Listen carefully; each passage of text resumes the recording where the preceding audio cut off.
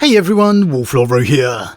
Today we continue our discussion on the fall of a Forgeworld, with life in the aftermath for the survivors.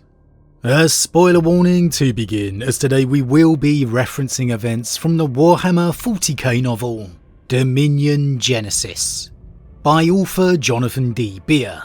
As always, I really recommend you read the stories for yourself first, without spoilers, as that's the best way to enjoy the lore for yourself. But with that said, let's just jump straight in. Okay, so in our last conversation, we discussed the death of a Forgeworld, the particular events of Griffon IV's death at the hands of Hive Fleet Leviathan. Not only the events of that doom, but also how the Forgeworld responded to the threat. If you missed the last upload, I definitely recommend going back and giving it a listen first, because it's an absolutely fascinating insight into the Adeptus Mechanicus' reaction to such a disaster. An interesting comparison to the usual Imperium one we receive and see. But there, we saw how the knowledge of the Mechanicus enabled them to understand the incoming threat, an advantage that many worlds do not possess, and how they responded by seeking to recall all their explorator fleets and forces from across the galaxy. How in being a particularly powerful Forgeworld, they were also placed to request aid from their vassals and allies, but how it all ultimately was futile, as Leviathan overwhelmed even this mighty powerhouse of the Mechanicus. We saw how in realising the futility of the situation, the powers of the Forgeworld decided to not commit the arrival's reinforcements to the ongoing battle, and instead ordered it to pick up any refugees it could. They would abandon the Forgeworld. And in true cold Mechanicus fashion, we saw how the Forgeworld prioritised its knowledge, its creations, over its own people. Titans were withdrawn from the front lines to be airlifted into orbit. Millennia of data records and blueprints were hastily saved from the Tyrannid Maw, and around 8.5 billion souls were readily abandoned for it, as the assessed, most important assets of Griffon IV were hastily launched into orbit, desperately attempting to connect with the arriving explorator fleet Re-Alpha 2. The forces of the Mechanicus left behind on the surface, still valiantly holding the front lines against the Tyrannid mass, giving their all to the last in defence of their home. It was a move typical of the Mechanicus, coldly and logically prioritising data and the machine over life. But my word, it reinforces the callousness of the Martian Empire, their brutal way of thinking. But so it was, Griffon IV would fall, consumed by the hunger of the Tyrannids. The handful of survivors crammed into evacuating and fleeing explorator fleets and escaping battleships. And it all raises a great question of just what happens when a Forgeworld falls. What do the survivors do? Is there a procedure within the Mechanicus? Does Mars step in and play a role? And well, thanks to Dominion Genesis, we get a look at just what happened to the survivors of Griffon IV, for an example. I think the immediate concerns for anyone, regardless if it's the Mechanicus, Imperium, or even the alien Eldar, would be simple survival. Those first hours had hinted at the disputes that would define so much of life for the Diaspora fleet in the years that followed. Every ship was populated to the limit of its life support tolerance, if not beyond it. Magi who had commanded entire city forges were reduced to the status of mere passengers, assigned to berths once occupied by the lowest initiates and thralls. Griffin and Magi, whose achievements led them to high rank and prestige, had, almost as a rule, established their own clades and forges, rather than continue to work in the shadow of their peers. But across the void-bound diaspora, solitude and esteem were now scarce commodities, much prized and fought for. Obviously, going from life upon a successful world to a mere handful of surviving ships is going to be beyond life-altering, even with but a bare handful of survivors compared to the 8+ billion it once possessed. The Forgeworld's remaining population was pushed to the very limit of survival in the days immediately after, upon vessels not expected or designed for the occupants it now received. And at the core of it all, even the tech priests and magi of the Mechanicus are still mere people, forced to cope in a situation unlike anything else. And even though it's a brief passage, you can tell how those immediate days, months, even years, were most likely beyond trying for all of the survivors, forced to not only grieve for their lost home, but try and adapt to this new situation as best they could, comprehend this now uncertain future. And we can see here examples of most likely countless tech priests and magi who have lost everything, gone from powerful individuals with wealth to mere pretenders.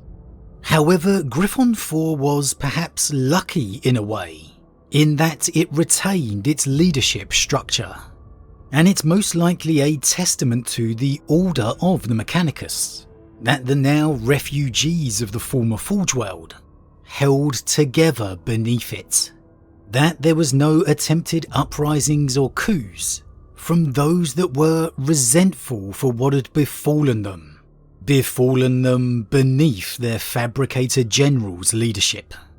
I think a lot of Imperial worlds in that situation wouldn't be able to say the same. Logic often one of the first things lost in the wake of grief. But so it was, the Forge Synod of Leadership as it's called, decided upon fleeing to a Forge world known as Tolkien. And we don't know a great deal about Tolkien, however the impression here is that it's quite clearly a far lesser Forge world, if you will, much lower in the grand standings than the mighty Griffon 4 had previously been, and thus we can assume Tolkien was a vassal state of the previously mighty Griffonian Forge world. Why they chose to head here, we don't know, but it's interesting they did. You'd assume, of course, proximity played a big factor, needing to be able to seek assistance as soon as possible. However, considering this is the Mechanicus, I'd think a lot of other factors played their part as well. And I find it very interesting that they indeed went to a vassal state, implying to me that they wanted, or perhaps needed, to ensure they would be helped. That might sound a little obvious, but there's clearly no reference to Mars here, the major dominating power and governing body of the Martian Empire. It plays no part in Griffon 4's continued existence here, offering no aid or assistance as far as we're aware. And so I think it's pretty clear Griffon 4 knew it would have to fend for itself. And so it had to go somewhere it rated its probability of assistance the highest. And I'm not too surprised by that. Again, it's the Adeptus Mechanicus we're talking about here. Everything to them comes down to calculations and evaluations. What benefit would there be for anyone in trying to help the refugees of this fallen Forgeworld? A vast amount of extra bodies, with little to no resource in return. The once mighty Griffon 4 quite simply had now become a burden. And indeed, there's a single line that reveals how even Tolkien isn't exactly rolling out the red carpet for them, refusing to even let the survivors make planetfall, forcing them to remain aboard their ships in orbit. Many bemoaned the progress of negotiations with Tolkien's Fabricator General, who had been deeply reluctant to allow more than a handful of Griffonian magi to make planetfall and escape the squalor of the Diaspora fleet. So the survivors not only have had to face the fact of losing their home, but now they are forced to remain living aboard this refugee fleet, in orbit over their one-time vassal, refused to allow their people to come down to the world. Why? Who knows? Knowing the political nature of the Mechanicus, they could perhaps fear the Griffonian survivors attempting to claim their world for their own, assuming power. Indeed, who knows? That could secretly have played a part in why the world of Tolkien was chosen by them in the first place. Knowing how Fabricator Generals think, I certainly wouldn't rule it out. And honestly, I probably think that did play a part in their thinking, with everything I've ever seen of the way the Mechanicus operates. So it appears even the chosen destination of support is far from willing to assist. And I think that highlights the high level of independence of the Mechanicus Forgeworlds. But also again, how that logical, calculating nature dominates everything. Like how I speculated Mars wouldn't be interested, Tolkien, the former subordinate of Griffon 4, is failing to see the benefit for itself now too. And in fact, we can see this exact way of thinking repeating itself in this next passage, as the remaining ranking members of the Forgeworld in orbit over Tolkien hold a virtual conclave to discuss Forgeworld business. At the Synod's behest, material has been dispatched from Anquiris. The convoy is estimated to complete transit in 68 days. Litterick scanned the appended list of suppliers en route to the Griffonian fleet. Anquiris was a minor Forgeworld. Like Tolkien, its magi and its manufactoria had long been subservient to the needs of the Griffonian Octad. However, it appeared that the Anquirins no longer felt compelled to maintain that allegiance. The aid they were sending, to call it anything else was a blatant distortion of the truth, was a fraction of what had been demanded. The message was clear. Anquiris was a vassal no longer. A missive had been received from Befod D. Coral, governor of the Shoros subsector. By their decree, the future tithes extracted from Tigra will be distributed to imperial holdings. This was at once both a lesser and a greater insult than that dealt by Anquiris. Tigra was an agri-world whose planetary tithe in processed foodstuffs had supplied half the Octad with sustenance. With the Griffonian worlds reduced to a husk, logic dictated that Tigra's exports be diverted to other Adeptus Mechanicus holdings. However, Governor D. Coral had seized the opportunity to redirect its tithe to imperial worlds. This was not a loss felt by Griffon 4 directly, but by the Martian Empire at large. Without the power of their Forgeworld, the remnants of Griffon 4 are nothing. They are banking on the support and aid of worlds that simply no longer see the benefit, the need to bow to them. It's a bit like a protection racket. Griffon 4 had the support of these minor Forgeworlds because it was strong, because it had the power. Now, that power is gone, and now the Forgeworld of Anchoris sees no need to keep serving, for nothing in return. And indeed, the Imperium aren't about to see much needed resources go to waste either, commandeering the much needed produce of Tigris to a greater need.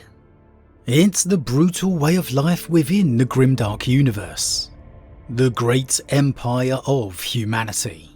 It's a dog-eat-dog world, and if you don't have the strength, if you don't have something to bring to the table, well then you aren't worth the time. The survivors of Griffon 4 are quite simply being abandoned by the galaxy around them. Heck, even Tolkien is refusing them landfall. And honestly, if their fleet hadn't turned up in system, you'd probably have expected Tolkien to refuse giving them any assistance anyway, or send a mere token of it the same as Anchoris did. I'm not sure if I'm surprised or not. Part of you wants to think the refugees of Griffon 4 would be aided, found a new home, but it's just not the way of life within the Adeptus Mechanicus. Again, it all boils down to the advantage.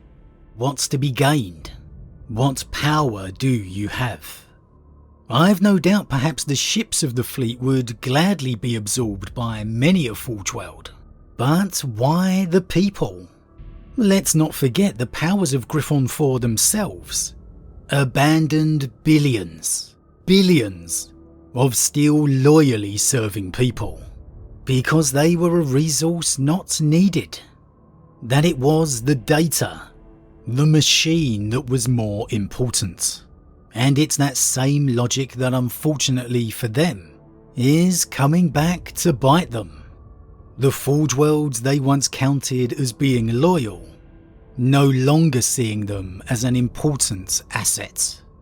And that's a stark reality that may be a hard lesson for the powers of Griffon 4 to learn.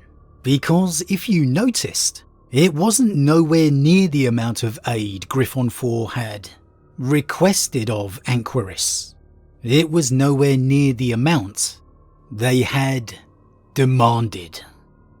But as always everyone, what do you think? Are you surprised by the abandonment of the refugees of Griffon 4? Would you expect the Mechanicus to be more welcoming of their own? Or do you think it encapsulates their nature pretty perfectly? The cold reality of calculation, benefit to be gained. And do you think it's perhaps a harsh lesson of the galaxy Griffon 4 needs to learn?